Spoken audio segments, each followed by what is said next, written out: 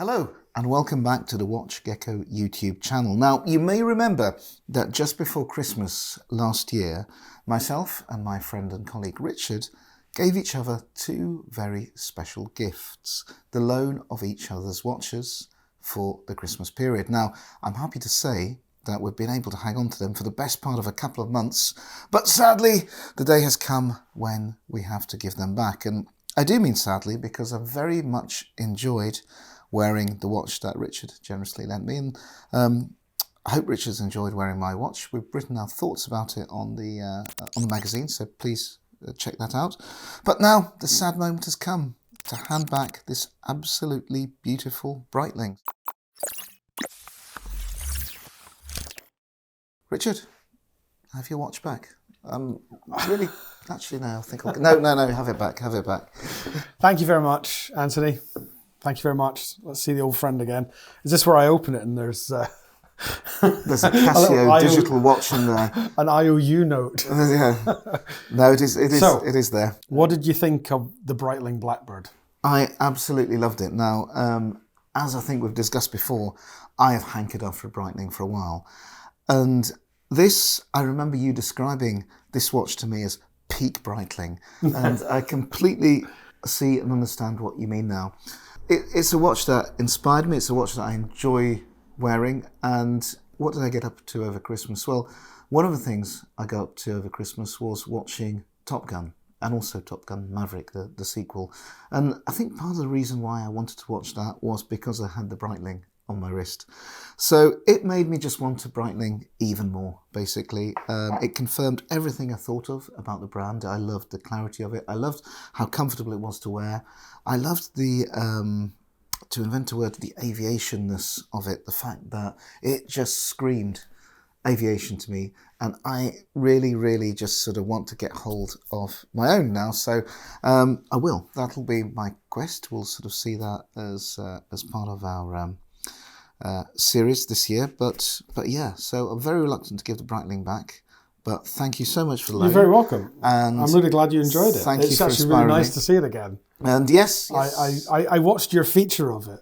Yeah. I read your feature, sorry, and I saw that's my watch. Yeah, it is. And it seemed really weird that it wasn't in my collection anymore. It is. Don't worry, I've been looking after it very carefully, but I reckon honestly that since you lent it to me in early December, I think I've worn it most days.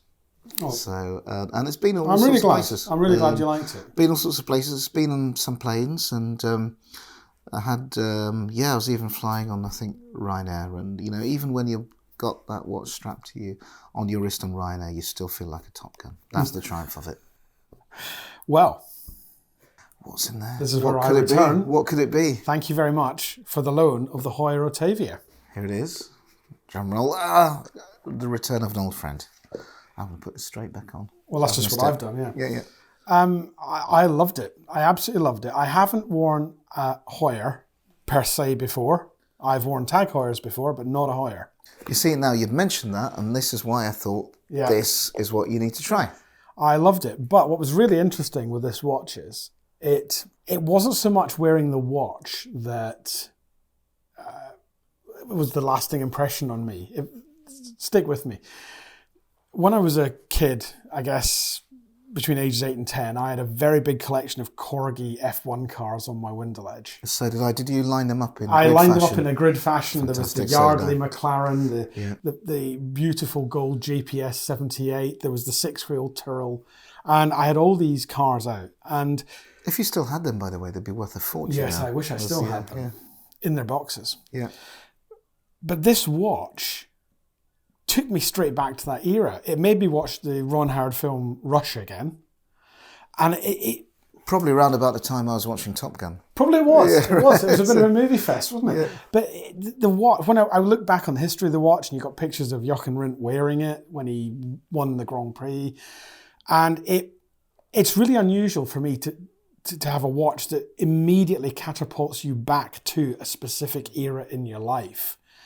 And even though that is a new watch, that's what it did to me. And I think that's something magical. I mean, aside from the fact it's technically a beautiful watch.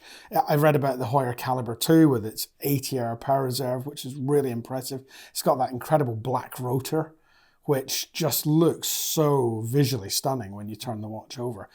But the technical beauty of it aside, to me, it was the Formula One era that I fell in love with as a child, and I'm still an F1 fan today, it's catapulting me back to that. That was the beauty of that watch. So I am very grateful for you taking me back to my F1 childhood with that. It was an absolute pleasure. Did you find that it wore well on your wrist? Some people have tried this watch and they say it feels a little bit big and bulky, which again is very much of its time. But yeah, I mean, it didn't bother me. In fact, this feels quite small now, actually, because it is only about 38 mil, but it feels almost smaller. It did feel quite bulky. I mean, it's probably similar in size to, say, my Speedmaster, so it didn't feel that different. What I thought was interesting in it, though, and I think wouldn't happen now, and it's not a criticism at all, is that because of the inverted panda dials, the hands, the hour and minute hands at certain points don't stand out that much. Very true, yep.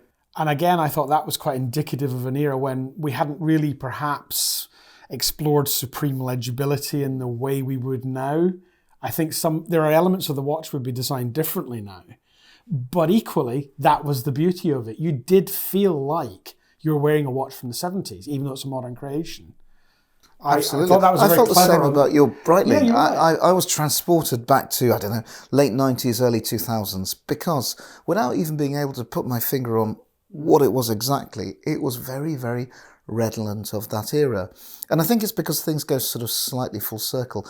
Your watch, what I love about it is it's a busy watch, isn't it? There's a lot going on without compromising clarity, but it's a busy watch. And that was, maybe fashion is the wrong word, because that watch is much more timeless than something that goes in and out of fashion. But the trend at that time was, I think, to sort of pack these watches with lots of information. And more modern watches have maybe retreated to a slightly more minimalist look.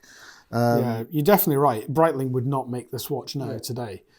For me, I think that is a bit of a shame, but equally I understand that they've got to evolve their designs. But when you look at this now, it's almost the complete antithesis of what Breitling would make nowadays. Yeah. And it does make it look dated, but to me, that's its beauty.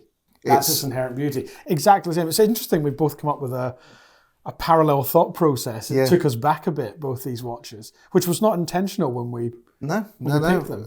I genuinely didn't know what I was getting, and I don't think you did either. No, I didn't. So bring on the Christmas swap next year. Maybe there'll be a summer swap. I think we should have a summer swap. A seasonal swap. Perhaps. Seasonal swap, Easter swap. Could be. You heard it here for the first time. You heard it here for the first time. Swap. No, I think it's great, and the nice thing is you get so used to wearing your own watches. It's actually very nice to wear someone else's watches and just have your mind opened to something that you maybe wouldn't even have sort of necessarily considered for yourself. So thank you very much for that loan. We did promise in the last video a prize to our competition winner, and the prize has been won, so congratulations to our winner. That's just to let you know not to keep on writing in, because sadly the prize has already been allocated and won, but do not despair, because we will be back very soon with some more prizes and gifts and exciting news.